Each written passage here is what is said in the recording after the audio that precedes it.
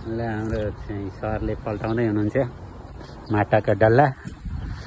सुन खोज्दै हुनुहुन्छ। सुन नेपालमा साह्रै सुन महँगो भएर यहाँ खाडीमा माटो पल्टाएर सुन खोज्दै हुनुहुन्छ। कति पाए सोल्टी सुन? सुन पाए? सुन पाए? सुन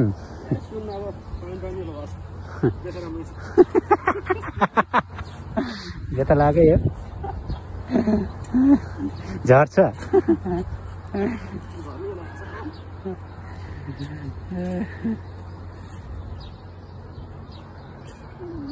यसमा चाहिँ अब के रोप्ने हो? नाना चाहिँ हर्लाकै बढेको